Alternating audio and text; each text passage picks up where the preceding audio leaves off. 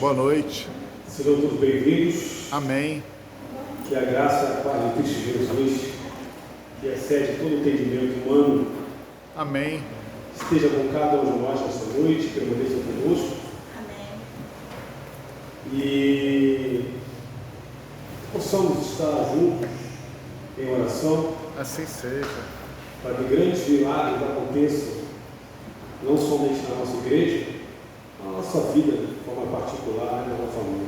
Assim seja. E sexta-feira agora teremos a consagração, do trabalho dos Calebes. Amém. Será sexta-feira agora, 19h30. Está convidado. Também teremos sábado aqui o pastor José. Joseph. Joseph. Joseph. Eu pensei que era José, mas ele estará aqui administrando, estará conosco.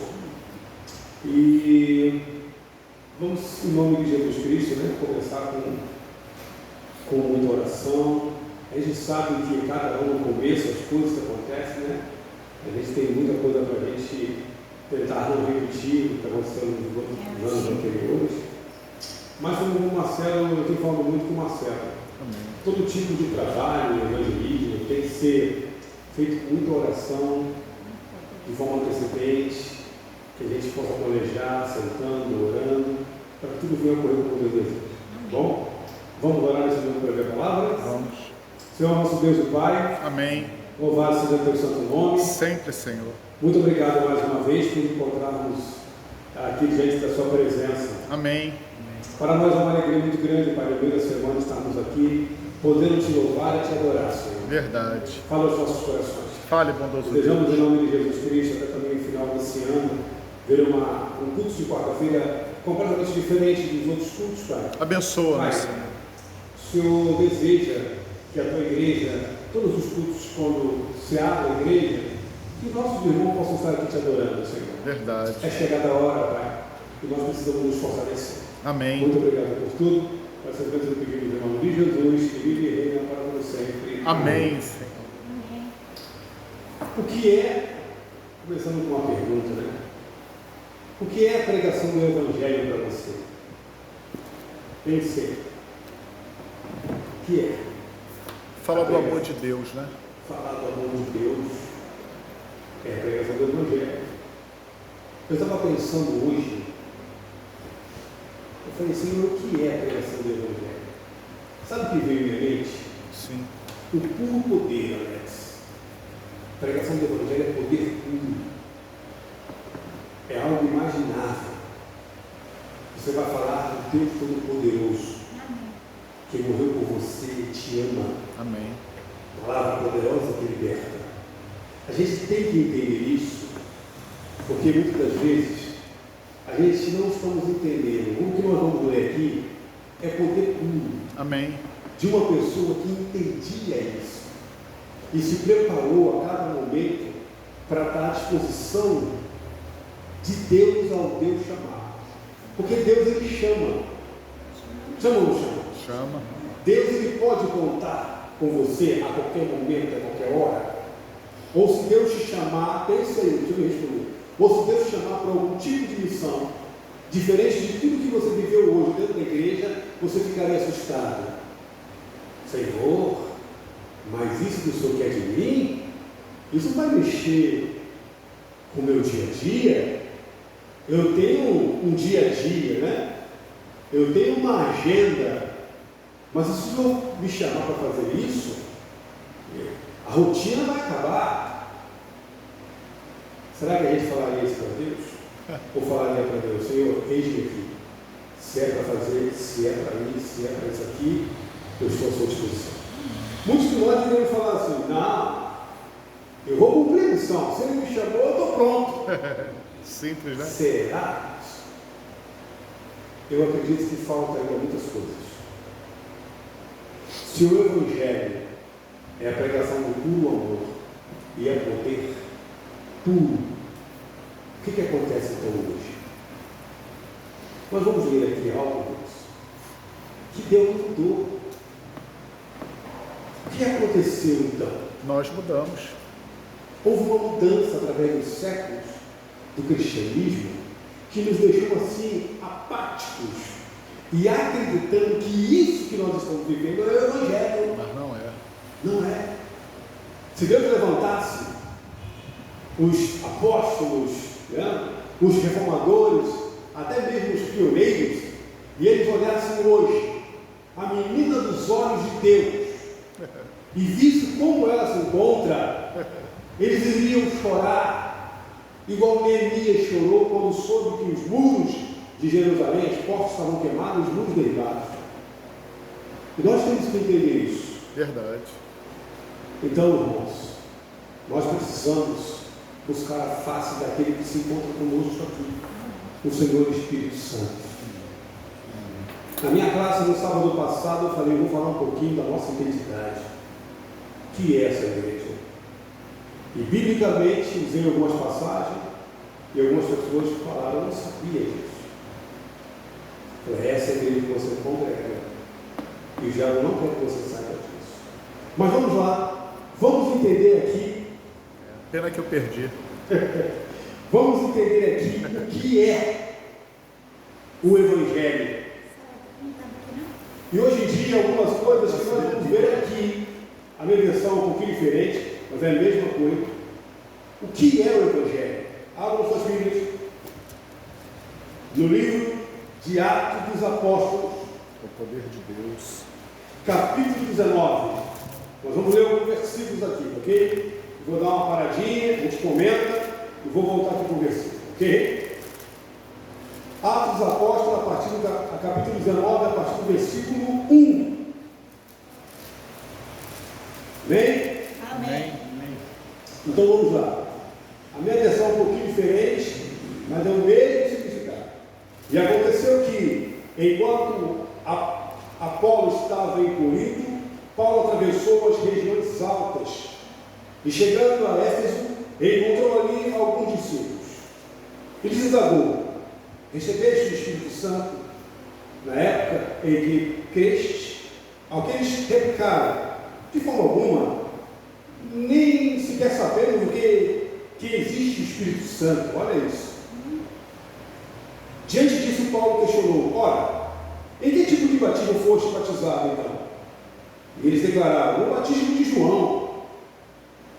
E aqui continua. Então Paulo lhes explicou: o batismo realizado por João foi um batismo de arrependimento. Ele ordenava ao povo que cresça naquele que viria depois dele, ou seja, em Jesus. E compreendendo isso, eles foram batizados no nome do Senhor Jesus. Amém. Quando Paulo os impôs as mãos, veio sobre eles o quê? O Espírito O Santo. Espírito Santo. E começaram a falar o quê? Em línguas. E a profetizar. Irmãos, entenda uma coisa. Irmão Mike, ela comenta que esse batismo aqui que esses homens tiveram foi o mesmo batismo do Pentecostes. A mesma coisa, o mesmo poder. Aonde Paulo, com a mão estendida, né, eles foram batizados, e com as mãos estendidas foi clamado pelo batismo de Jesus Cristo, e eles foram batizados com o Espírito Santo, e eles começaram a falar a língua das nações e começaram também a profetizar. Eram ao todo cerca de quê? 12 homens. Vamos lá, vamos continuar. Assim, durante 3 meses, Paulo frequentou a sinagoga, onde pregava com ousadia e poder, dissertando com eloquência e convencendo a muitos sobre o reino de Deus. Todavia, alguns deles demonstraram que, versículo 9, todavia alguns deles demonstraram que seus corações estavam petrificados e descrentes, e passaram a falar mal do caminho, mal do Evangelho, para toda a comunidade. Paulo então se afastou deles e, tomando consigo os discípulos, começou a ensinar diariamente na escola de Tirano. Então, a gente pode ver que começa um embate, um problema. A gente sabe que Paulo se encontrava na região de Éfeso, e a região de Éfeso, se você pegar lá o Google e falar um pouquinho assim, eu quero saber um pouco sobre Éfeso. O que era Éfeso? Éfeso era uma grande metrópole, mas Éfeso era uma cidade de magia, de ocultismo. Olha onde Paulo se encontrava, numa cidade aonde eles reverenciavam os mortos, aonde eles tinham vários deuses, E ele se encontrava ali para pregar o quê? O Evangelho. Vamos ver o que aconteceu. Assim, encontrou uma dificuldade, quando algumas pessoas começaram a falar mal do Evangelho ali, e assim procedeu, versículo 10, por 2 anos, de forma que todos os habitantes da Ásia pudessem ouvir a palavra do Senhor, tanto judeu como grego. Irmãos, persistência. Apóstolo Paulo, ele ficou aqui na escola de Tirano durante 2 anos, pregando, falando do amor de Cristo Jesus, insistência, persistência, clamando ao Senhor, porque nós vamos ver aqui quais foram os resultados. E quando você faz isso, quando você clama, quando você está focado para uma obra, o mal vai o quê? Se levantar. É uma para tentar te impedir. Porque Deus está te mostrando que aquele é o quê? Aquele é o caminho. Deus, ele fazia o que através de Paulo? Deus fazia milagres maravilhosos. Versículo 11. Por meio das mãos de quem? De Paulo. Deus fazia o quê? Milagres maravilhosos. Irmãos, cadê os milagres maravilhosos? A missão da Leve precisa fazer o quê? Milagres maravilhosos. Porque Deus, ele mudou? Não. Não, eu fiz só no passado. Agora no presente eu não faço mais. O meu poder que eu tinha que derramar, eu derramei, eu vou derramar mais. É isso? Não. Mas ele tinha ali, apóstolo Paulo, a convicção que algo iria acontecer. O homem se encontrava cheio de quê? Poder. Do Espírito Santo, do poder. Porque o Evangelho é poder. De tal maneira que até os lenços e aventais que Paulo usava eram levados e colocados sobre os doentes. Estes eram curados de todas as suas enfermidades, assim como os espíritos que malignos eram expelidos deles. Irmãos, eu vejo um Deus tão poderoso, que ele usa até a roupa daqueles que estão no espírito para o quê? Irmãos, qual é outro tipo de coisa que chamará tanta atenção da igreja hoje, se não for os verdadeiros milagres? Cadê os milagres? A situação hoje é tão complicada em nossas igrejas, que se uma pessoa ela sobe em cima do nosso púlpito e ela começa a falar dos milagres poderosos que Deus realizou na vida dele ou na vida dela, muitas pessoas que estarão ouvindo não irão gostar. E às vezes nem acredita, né? Nem irão acreditar. Por que Deus faz isso na vida dele e não faz na minha? É ou não é? A situação está tão diferente hoje que até os milagres que alguém possa contar não é bem mais recebido. O povo de Deus, ele precisa de um norte. E quem dá um norte para o povo de Deus é o Espírito Santo. Quem vai dar um norte para essa igreja não é a associação. Se nós estamos esperando as nossas associações, a associação geral, dar um norte para a nossa igreja, pode cansar de esperar. Não dará norte algum. Se nós estamos esperando que a associação venha dar um norte para a nossa igreja, a igreja de Marechal, pode esquecer. Isso não vai acontecer. As orientações, as estratégias vão até vir, mas quem dá o norte, quem realiza o milagre, quem convence, quem vai impactar, é o nosso Deus chamado Espírito Santo, o Consolador, que muitas das vezes é tão ignorado por nós mesmos. É ou não é? É o que se fala menos, mas o apóstolo Paulo, ele entendia que é o Espírito Santo que tem que estar à frente. Acompanhe comigo. E alguns judeus peregrinavam, praticando o quê? Exorcismo. Tentaram invocar o nome do Senhor Jesus sobre os tomados por espíritos malignos, mandando esconjúros por Jesus, a quem Paulo prega. Irmão, preste atenção no que eu vou te dizer. Deus também dá poder para a sua igreja para expulsar demônios. Ou os demônios não existem mais, ou não existe mais possessão demoníaca. Não essas fajutas que a gente vê em algumas igrejas, infelizmente mentindo, mas as possessões demoníacas, elas existem. A pregação de levar, a pregação de levar as boas novas de salvação, Senhor, significa libertação. E existem muitas pessoas que estão completamente endemoniadas, cativas. E a gente não fala nisso, né? De possessão demoníaca. Mas o que estava acontecendo com a possessão demoníaca? Tanto é que as pessoas ficaram enciumadas daquilo e queriam ter o mesmo poder que Paulo. Irmãos, esse poder não vinha de Paulo. Esse poder que nós falamos aqui vem do Senhor Jesus. Amém. Mas Deus ele dá de qualquer maneira? Deus não dá de qualquer maneira. Você pode traçar a estratégia que for. Você pode ter o recurso que for. Você pode fazer os melhores convites. Mas se você não se reunir para orar e invocar o nome do Senhor e convidar o Deus Espírito Santo para estar à frente, não vai dar em nada. É claro que não há condições.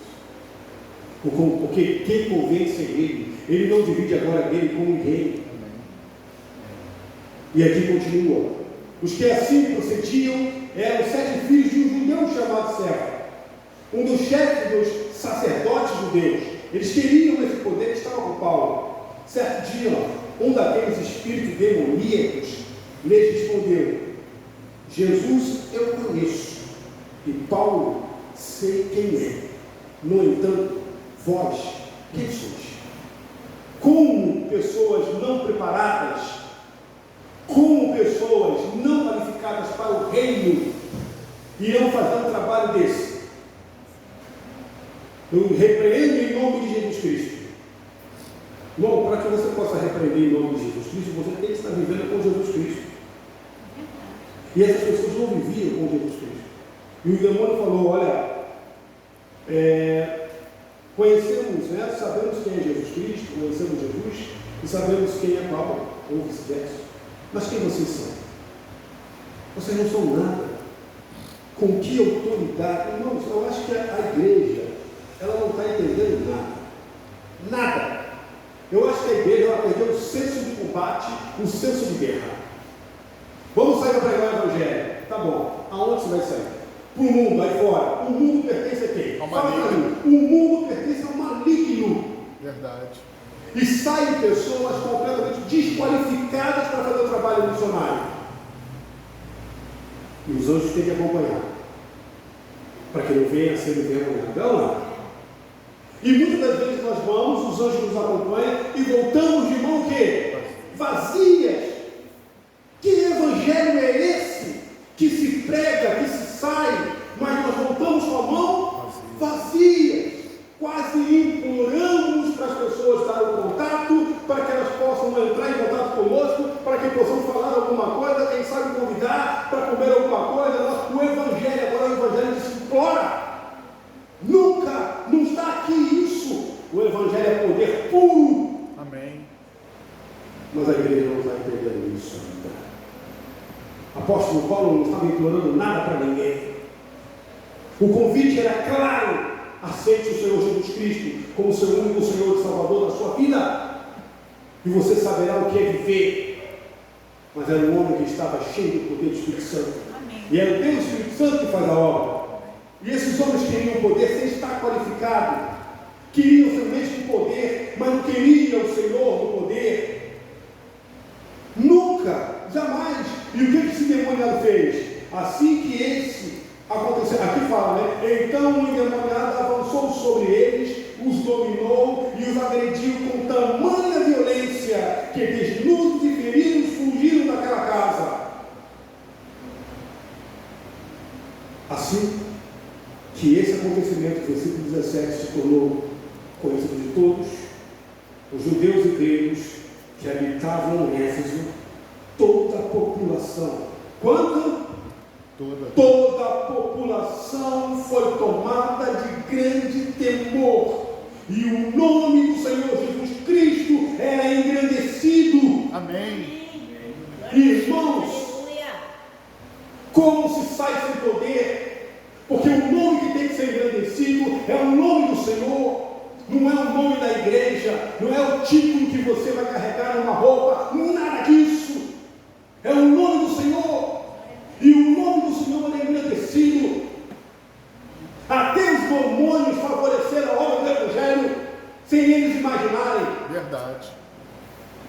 porque todas as coisas cooperariam para o bem. Amém. E é assim que nós temos que fazer. Vai fazer um trabalho em algum lugar, tem que ser impactado. Não podemos voltar de mãos vazias. Se voltamos de mãos vazias, isso não é evangelho e nunca foi. Porque o evangelho não pode ser isso, irmão. Eu olho para a Bíblia e falo, o evangelho é isso aqui. Cadê o evangelho? Cadê o poder? Porque o evangelho é poder. Nós temos que chegar com a mão cheia dos peixes, dos resultados, com as redes cheias de peixes, e mostrar para o mundo que esta é a igreja. Amém. Que Deus confiou. Então o que nos falta? Poder dos altos céus. E aqui continua. Muitos dos que creram assim, que chegavam, começavam a confessar, porque muitos creram e começavam a confessar e declarar em público suas más obras praticadas. Pecados foram confessados, pecados foram deixados. Versículo 19: da mesma forma, muitos dos que haviam se dedicado ao ocultismo, magia negra, muitos estavam mexendo com magia negra, o ocultismo, fizeram o quê? Dedicando ao ocultismo, reuniram seus livros de magia, os queimaram diante de toda a comunidade reunida. Amém. Calculando os seus preços, chegou a estimativa do que o valor total equivalia a 50 mil moedas de prata. Caraca. Era muito livro de magia. Os demônios faziam festa nesse lugar. Verdade. Mas Deus enviou um homem que tinha ousadia e coragem, porque estava cheio do poder do Espírito. Amém. Nós temos em cada bairro uma igreja que não consegue fazer nem meio terço disso aqui. O que está faltando para a nossa igreja? Não é possível. Calculando 50 mil moedas de prata, dá quase 8 milhões de reais de dívida. Um prejuízo grande para o inferno. Grande. E isso foi ouvido em todos os lugares. Porque o Evangelho é isso. Para que a igreja possa impactar esse bairro, não é só ação social, é milagres, grandes milagres, porque o nosso Deus é grande. Amém. Mas nós estamos acostumados com o quê? Senhor, você está somente isso? Tá bom. Não podemos acostumar com isso. Isso não é Evangelho. Nós temos que viver esse Evangelho. Mas, irmão Alex, isso não será fácil.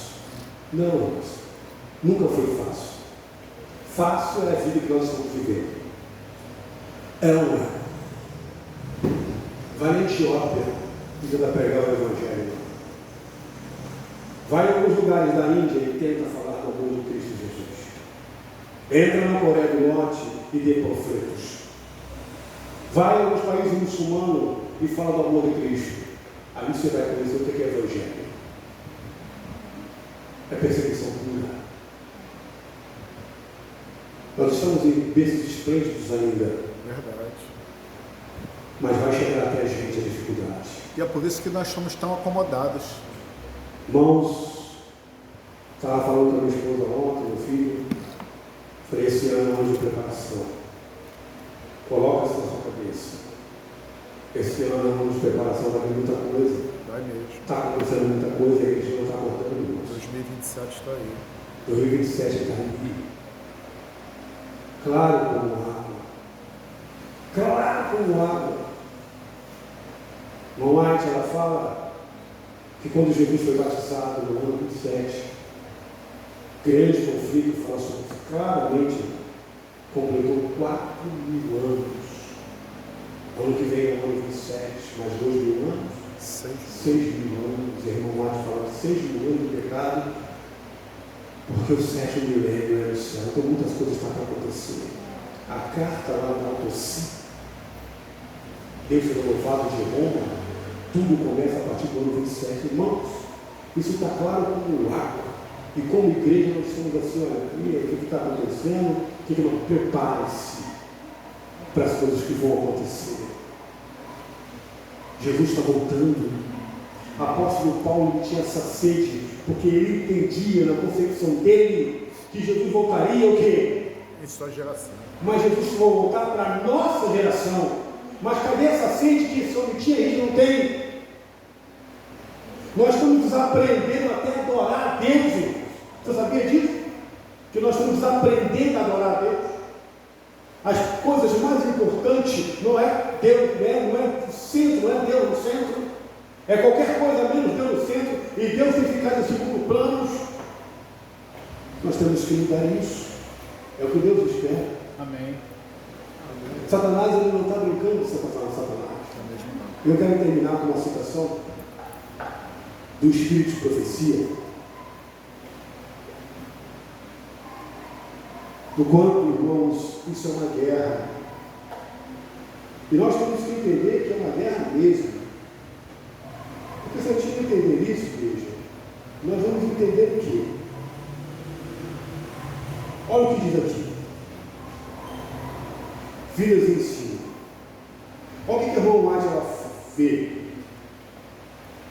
Vi que Satanás mandou seus anjos armar ciladas, especialmente contra aqueles que estavam esperando a segunda vinda de Cristo e guardando todos os mandamentos.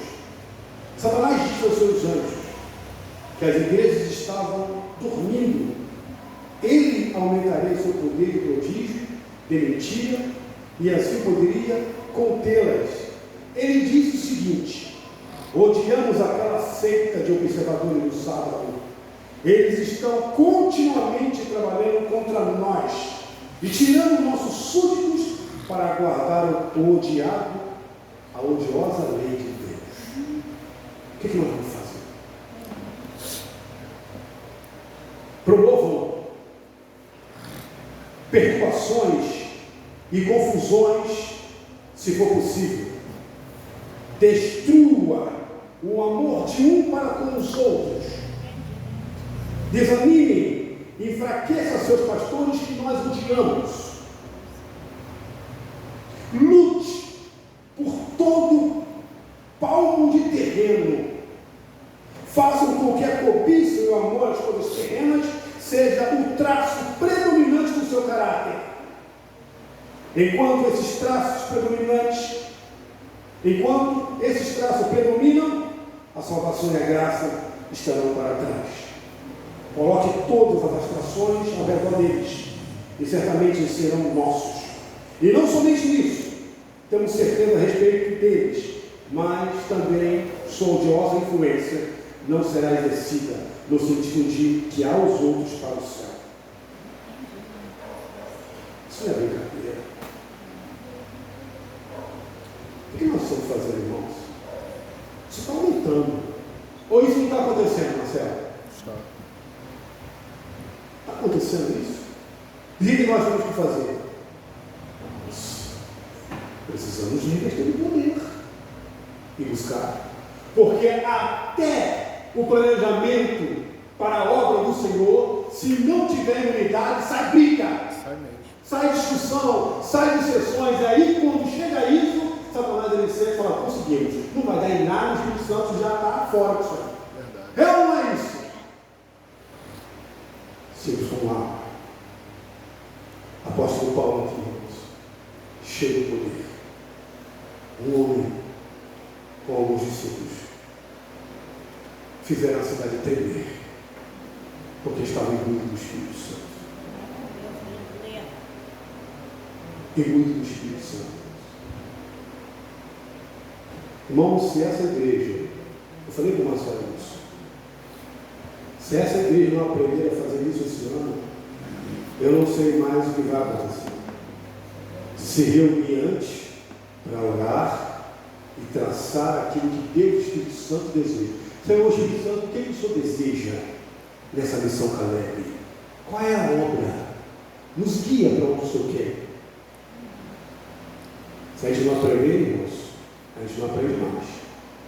Mas eu creio em nome de Jesus que nós vamos aprender com os nossos erros. Creio que o Senhor Espírito Santo está nos dando oportunidade de mudar, de invocar o seu santo nome, de buscar a sua face. Porque a guerra, ela está aumentando. Alex, eu não sei a realidade de outras igrejas, gente, mas você vê todo o trabalho missionário do ano passado, qual foi o fruto que veio desse trabalho? A igreja tem que entender que tem coisas que estavam erradas, que precisa mudar. Não tem como continuar desse jeito. Jamais. A Bíblia, ela dá o norte. Ela diz o que tem que ser feito. É verdade, meu irmão. Agora, o quanto é difícil colocar a liderança para orar junto. É quase uma missão impossível, né? Parece que não quer. Mas é uma verdade. A gente pede, chama, clama. Mas é difícil. Ama. Mas Deus, como a irmã mais falou, Ele vai colocar tudo Em ordem. em ordem. Amém. Clamamos por isso. Amém. Que possamos ter um foco, igual o apóstolo Paulo, ser determinado no conselheiro do Espírito, para que possamos, através do Espírito Santo, também realizar as grandes coisas.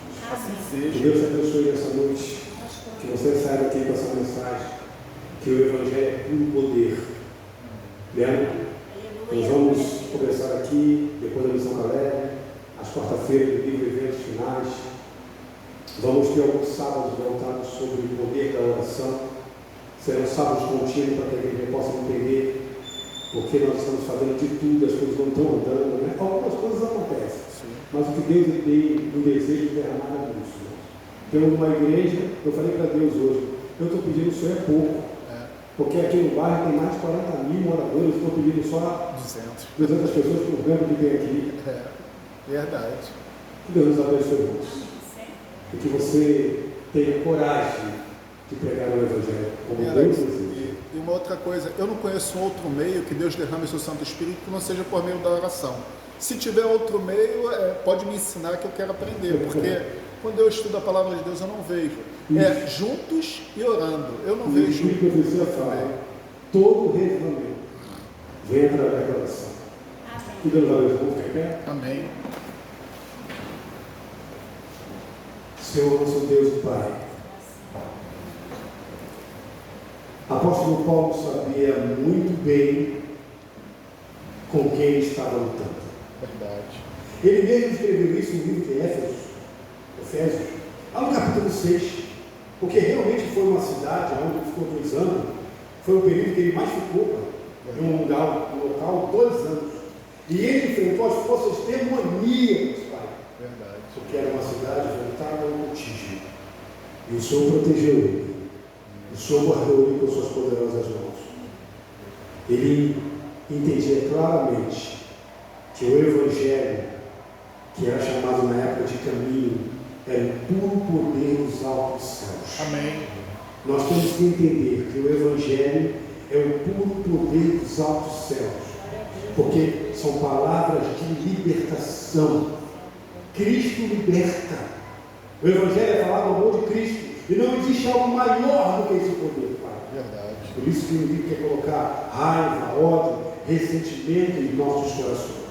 Para que possamos estar divididos, brigados, e assim numa igreja paralisada. Verdade. Cheia de âncoras de mágoa e de rancores. Mas eu creio em nome de Jesus Cristo. A igreja de Marechal ela vai avançar. Amém.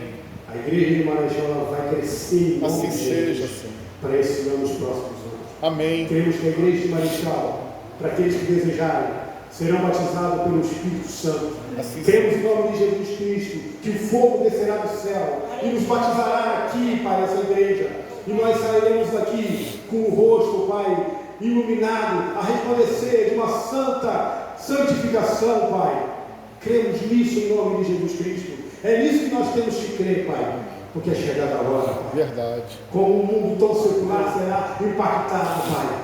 Vamos ver poder dos altos céus, essas pessoas também terão poder. Então nos ajuda, Pai, em nome de Jesus Cristo, porque nós estamos falhando. Pouco conversamos com o Senhor pelo Espírito Santo. Pouco abrimos nossos corações para o Senhor. Verdade. Pouco falamos com relação aos nossos planejamentos. Nós convidamos o Senhor poucas vezes. Como teremos sucesso? Como voltaremos com as mãos cheias? Aqui uma cidade inteira foi impactada. Uma cidade inteira, Senhor. Aleluia. Não foram poucas pessoas. Muitas, milhares de pessoas foram impactadas. Livros caríssimos de ocultismo foram em valor de livros de ocultismo, Senhor, abriram mão dessas mentiras, desses grilhões do inferno e aceitaram Jesus Cristo, Pai. Amém. Queremos ser usados como esse apóstolo foi usado, Pai. Verdade. Queremos ser ousados como ele foi ousado, Senhor. Mexe com a nossa estrutura, Senhor.